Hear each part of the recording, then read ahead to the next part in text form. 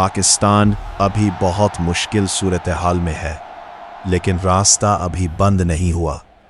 England पहले ही 4 points के साथ क्वालिफाई कर चुका है। दूसरी टीम बनने के लिए ये हालात है। बेहतरीन सूरत हाल, पाकिस्तान को 28 फरवरी को श्रीलंका को हर हाल में हराना है। इसके साथ दुआ यह है कि न्यूजीलैंड अपने बाकी दोनों मैचेस आज श्रीलंका से और 27 फरवरी को इंग्लैंड से हार जाए। अगर न्यूजीलैंड दोनों हार गया तो पाकिस्तान 3 पॉइंट्स के साथ क्वालिफाई कर जाएगा। एनआरआर मंजरनामा, अगर न्यूजीलैंड एक मैच जीत गया और एक हार गया तो फिर मामला नेट रन रेट एनआरआर पर आ जाएगा। पाकिस्तान का अभी एनआरआर -0.461 है, इसलिए श्रीलंका को बड़े मार्जिन से हराना जरूरी है।